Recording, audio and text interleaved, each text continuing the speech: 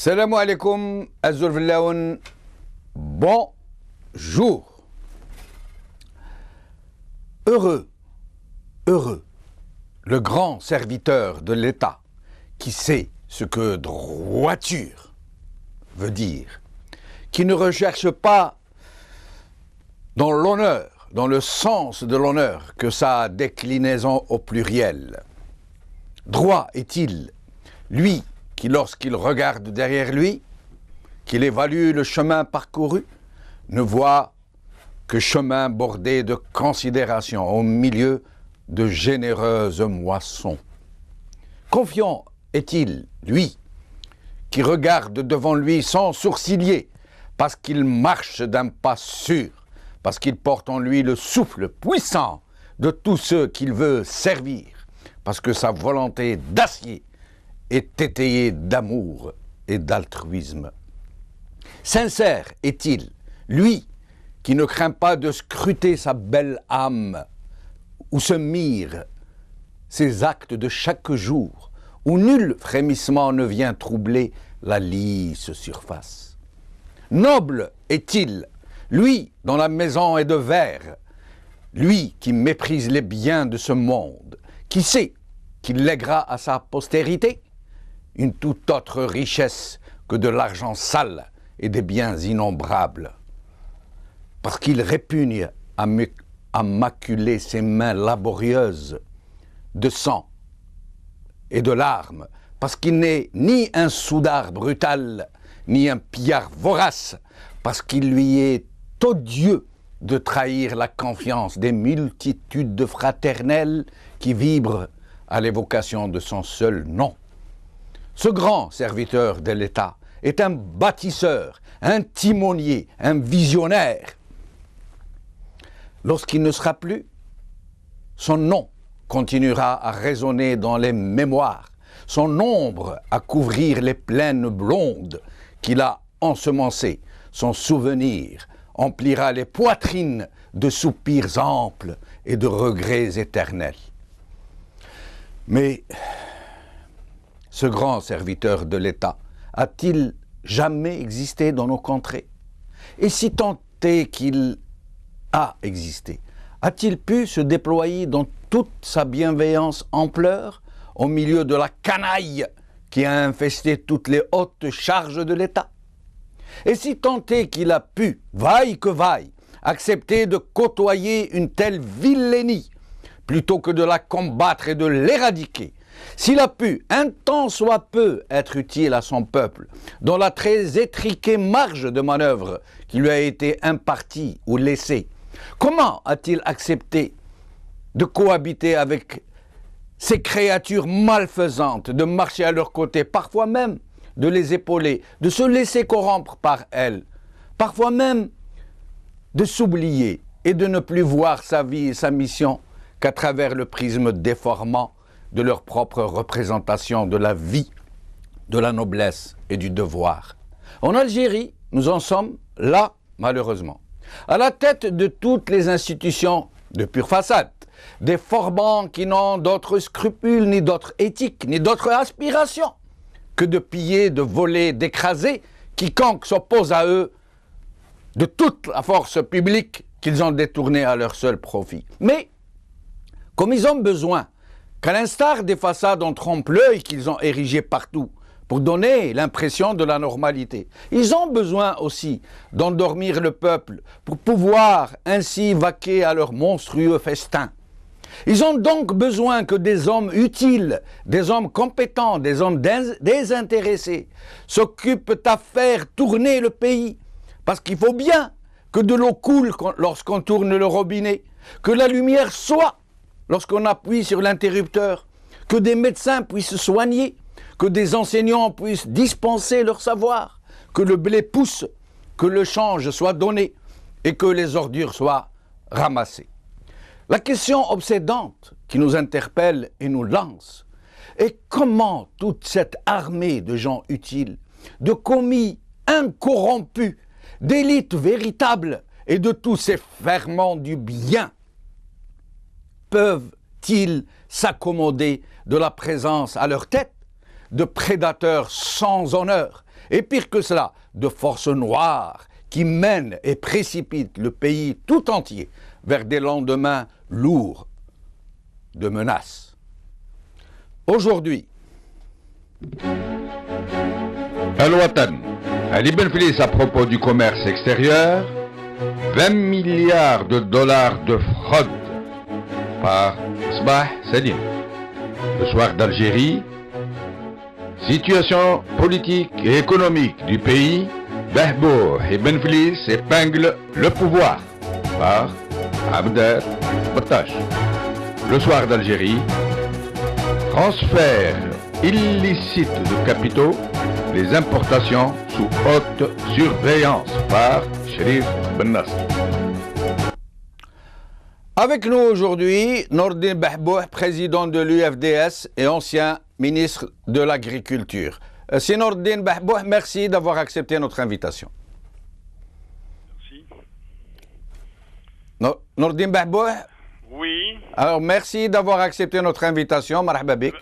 c'est moi qui vous remercie et toutes mes salutations aux téléspectateurs d'El Maralibia. Merci beaucoup.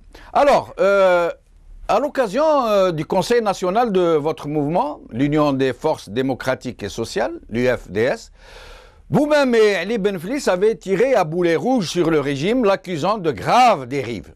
Ali Ben Feliz a même chiffré, en quelque sorte, les turpitudes de ceux qui pillent effrontément les ressources du pays, puisqu'il a affirmé que la surfacturation représente quelques 20 milliards de dollars sur les 60 milliards d'importations par an. Nous sommes donc dirigés par un régime qui non seulement a gangréné toute la société, mais qui, en plus, pour vous citer, je vous cite, « L'Algérie connaît aujourd'hui une véritable crise morale par la perte de valeurs essentielles, où la corruption s'est généralisée à travers tous les rouages de l'État et où des pseudo-hommes d'affaires règnent en maîtres absolus. » Fin de citation. Alors, c'est Nordine, nous en sommes donc là, c'est gabegie totale, gabegie intégrale? Gabegie avec une dérive dont nous ne connaissons pas les issues malheureusement. Les chiffres qui ont été avancés se trouvent aujourd'hui confortés par les déclarations des membres du gouvernement eux-mêmes. C'est le gouvernement et les membres du gouvernement qui affichent et qui disent, pour ce qui est de la fraude fiscale, ils ont annoncé eux-mêmes le chiffre, en disant qu'il y a plus de 4 000 milliards. Pour ce qui est de la surfacturation, ce sont les déclarations douanières qui ressortent très souvent. Le pouvoir a pendant 15 ans fermé d'une manière volontaire les yeux de tout cela et il se réveille subitement pour une fois que la crise pétrolière vient nous frapper en plein fouet, il vient nous dire que voici les problèmes économiques qui sont posés et il commence à dire des vérités que nous dénoncions depuis très longtemps. Nous sommes donc dans une phase très critique. Ce qui est malheureux, c'est que pendant 15 ans, on a créé une faune d'hommes d'affaires opportunistes qui dirigent le pays, qui le dirigent soit en sourdine, dans des cabinets noirs. Par le passé, nous parlions des cabinets noirs de l'institution militaire. Avec ce régime, c'est le cabinet noir des hommes d'affaires qui font tout. Ils font de la politique, ils gèrent la politique, ils sont eux-mêmes dans les partis politiques, ils les noyautent et le pays est géré par une véritable mafia politique. Justement, Nordine Bahbour, justement à ce propos, c'est un secret de polichinelle que la grosse importation, celle qui permet donc toutes les turpitudes possibles et imaginables, est pratiquée par les clientèles et les parentèles du régime. Or, jusque-là, ces clientèles et ces parentèles sont toujours restés un peu en retrait, assez discrets, sans se faire trop remarquer. Or, maintenant, nous assistons à l'entrée d'une façon brutale d'hommes d'affaires qui sont très proches des vrais décideurs de ce pays, qui sont en train de s'immiscer directement, de façon directe, franche et clair dans la chose publique. Ben, moi je vais plus loin, je dis c'est une entrée fracassante. Oui, en effet. Mais c'est une entrée fracassante, mais qui nous donne un certain optimisme pour la simple et unique raison. Là, c'est une situation d'abord. Ce sont des gens qui ont peur, nous considérons que c'est la fin de ce régime. Et c'est comme ça que les fins de régime commencent déjà à évoluer. Et je pense que c'est un instinct de survie. Ces gens-là veulent à tout prix imposer leur manière de voir. Et pour imposer leur manière de voir, c'est de décider eux-mêmes. Donc, c'est une chose qui nous paraît très importante pour la simple et unique raison que c'est le pouvoir, la panique à l'intérieur de ce pouvoir qui fait que ces gens-là sont sortis directement de la clairière, à la clairière. Ils sont déjà, ils agissent à découvert. Et c'est une bonne chose. Pourquoi c'est une bonne chose? Parce que lorsque par le passé nous disions, faites gaffe, attention, le système rentier ne sert pas le pays. Lorsque nous avons été à l'époque traités de tout, y compris de traîtrise et de ceux qui sont manipulés par l'étranger. Alors, aujourd'hui, les choses sont très claires et Dieu merci que le prix du pétrole commence à chuter. Quoique c'est une chose que je ne souhaite pas pour le pays, ouais. Mais la preuve, le discours officiel a changé et on nous dit aujourd'hui, dans le langage du Premier ministre, j'allais vous le dire, Sellal, voilà, Sellal nous affirme que c'est une bénédiction. Est-ce que c'est quelqu'un qui avait géré le pays pendant 15 années?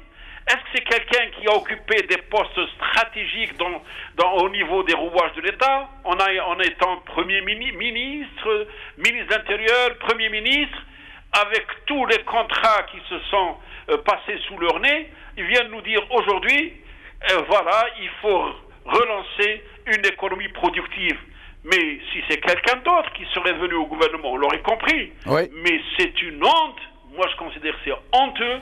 C'est même irresponsable que de tels propos soient avancés par ceux qui ont géré le pays et qui ont failli à leur responsabilité, et plus grave encore, qui ont permis, comme vous venez de le dire dans votre commentaire, ont permis que ce pays-là soit pratiquement sucé de ses richesses au détriment de la population. Nourdin Bahboua, pour rester sur cette fameuse, tonitruante, tout ce qu'on voudra, déclaration de Sellal, qui lui-même est connu pour avoir des clientèles et des parentèles qui sont dans les affaires, pas aux affaires, dans les affaires. Donc il vient nous dire, après la chute brutale du baril, il nous dit « Mais c'est une bénédiction, comme ça, nous allons montrer de quoi nous sommes capables de créer les richesses plutôt que de continuer à nous sustenter de la rente. » Vous pensez qu'il était sérieux quand il a dit ça? Il y a cru lui-même? Il ne croit pas du tout. C'est le langage populiste. Je dirais qu'il y a des chouma, comme on dit dans le langage populaire, dans notre langage populaire. Exact. On n'a pas idée de venir, après avoir 15 ans, gérer 15 années, après avoir permis tous les dérapages possibles et imaginaires, après avoir introduit des opérateurs économiques qui se sont venus se sucrer. Je vous rappelle, à titre d'exemple, Orascom en Algérie. Ouais. Vous n'avez qu'à voir le bilan de ce qu'a transféré Orascom pendant des 10 années. Vous n'avez qu'à voir combien a transféré ArcelorMittal pendant le nombre d'années pour laisser la situation telle qu'elle est dans les yeux d'Al-Hajjar. Et tout ça, on a permis à ces gens-là, et avec la rente pétrolière, on a permis à ces gens de venir se sucrer et par la suite venir se réveiller un bon matin comme si c'était une wahi, comme on dit, et dire « Ah, ça, c'est aubaine. » Alors, Nourdin Bahboua, pour revenir aux hommes d'affaires qui se font donner du capitaine d'industrie, ils se font qualifier de capitaine d'industrie. Alors que ce ne sont pas des capitaines d'industrie, en fait, ce sont des rentiers qui profitent d'un système rentier, qui profitent de cooptation. Ce sont des proches de barons du régime qui ont accès directement à la mamelle, pour appeler les choses par leur nom. Vous pensez qu'ils vont pouvoir réellement entrer dans le premier cercle, là où se prend la décision politique, maintenant que le pétrole ne va plus pouvoir être présent, maintenant que la rente va devoir être revue à la baisse, eux qui ne créent pas de richesse, mais qui se sustentent, vous pensez qu'ils vont pouvoir maintenant entrer dans j'allais dire, le cœur battant du régime? Écoutez, ils y sont déjà. Mais savez-vous pourquoi font-ils cette démarche? C'est pour se faire une petite virginité. Ce sont des gens maintenant qui souhaitent vivement venir nous dire que nous lançons, nous relançons. Moi, je me pose des tas de questions. Lorsque vous avez comme vous l'avez si bien dit, un capitaine d'une industrie, un arriviste, qui prétend qu'il est reçu au niveau de tous les gouvernements. Lorsque vous avez un gouvernement, ça n'a jamais existé, qui participe au forum des chefs d'entreprise. Vous avez un gouvernement qui est aligné devant les hommes d'affaires et il exécute et les ministres sont en train de hocher leur tête pour dire c'est comme ça que ça fonctionne. Oui, oui. Nous sommes dans, vous savez, je l'ai dit, je le répète, nous sommes dans une dérive totale. J'avais à l'époque dit que le 3e mandat était de trop. Et j'avais également une fois, lorsqu'on avait parlé du 4e mandat à la veille des élections présidentielles passées, j'avais déclaré que le 4e mandat sera l'échec recommencé. Nous sommes exactement dans ce que j'avais qualifié à l'époque. C'est l'échec recommencé, mais vous savez, lorsqu'un échec est recommencé, il est plus grave parce qu'il devient un échec qui détruisant toute la cohésion sociale.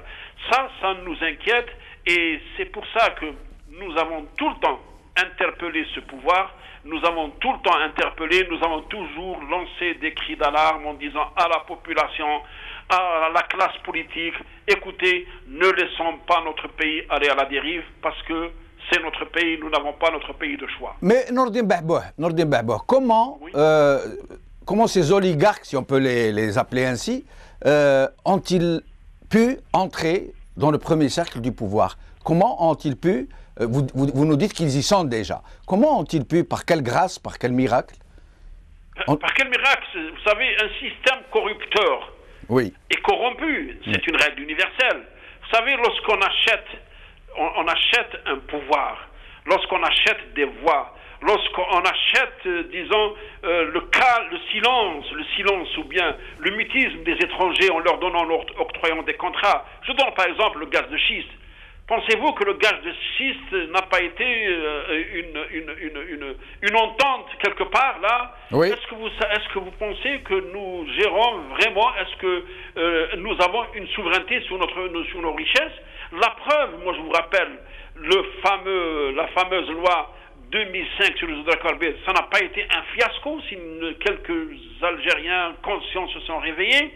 Donc, vous savez, on achète le corsi, comme on dit, on achète le pouvoir, le régime pour qu'il ait la tranquillité intérieure et le soutien. Oui, mais Nordin Bahboh, ça a toujours été le cas. De toutes les façons, les barons du régime ont toujours usé de leur clientèle, de leurs prête-noms, de leurs parents, pour détourner les lois, pour faire des lois à leur mesure, pour pouvoir piller ce pays. Mais ça a toujours été le cas. Sauf que, jusque-là, ces milliardaires sont toujours restés en retrait. Comment se fait-il que maintenant, ils soient entrés, ils se soient engouffrés dans le premier cercle qui, jusque-là, était occupé exclusivement par les galonnés, par les barons galonnés, les généraux?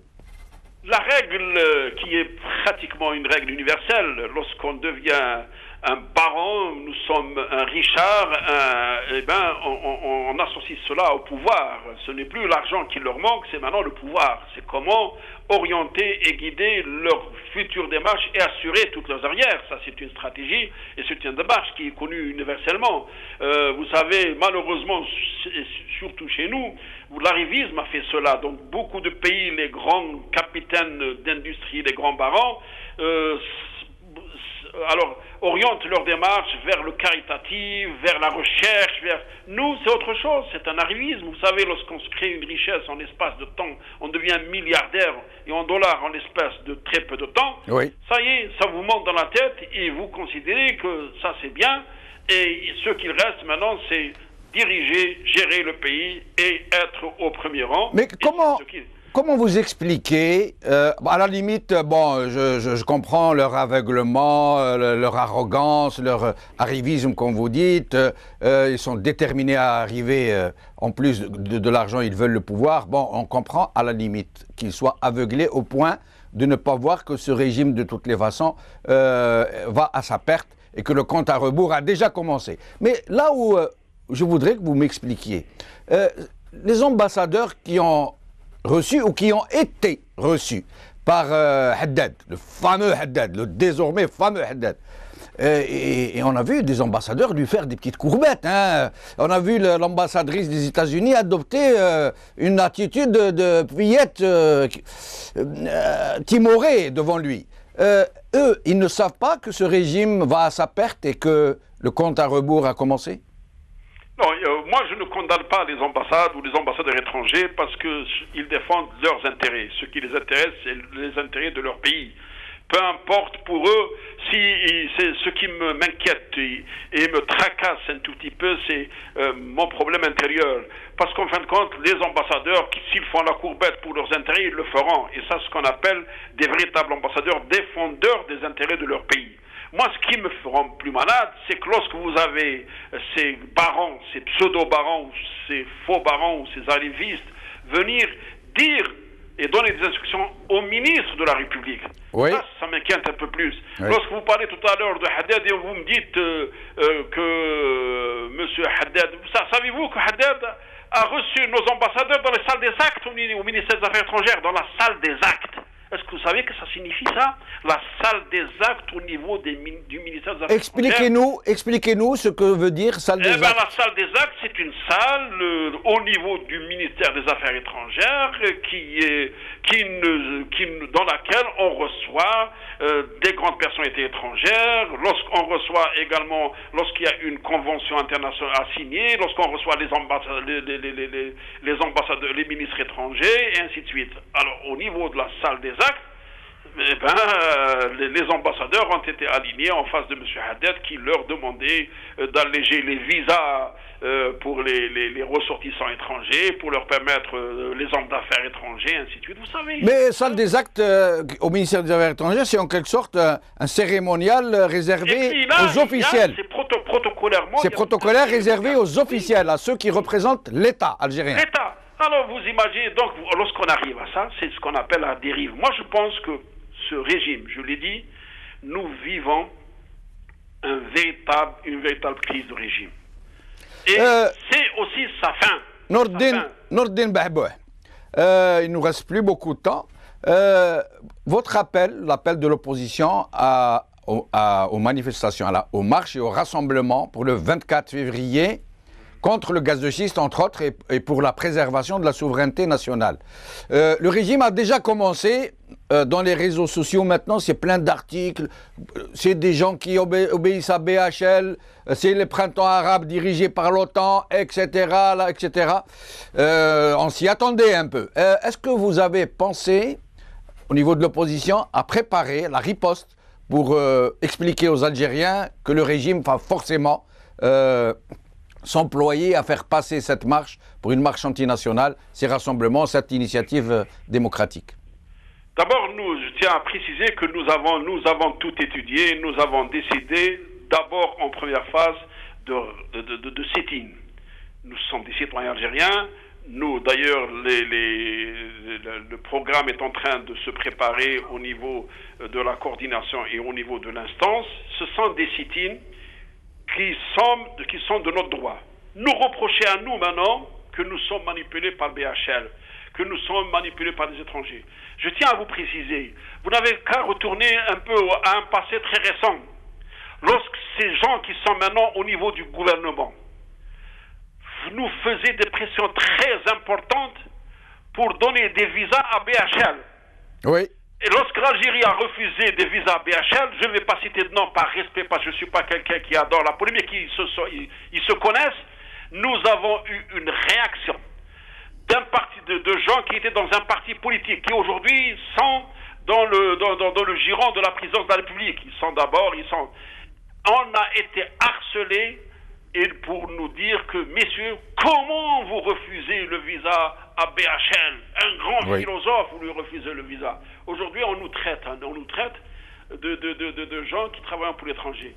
Je dis à les Hchouma, lorsqu'on est à court d'idées, venez débattre. S'ils ont le courage de débattre, venez débattre.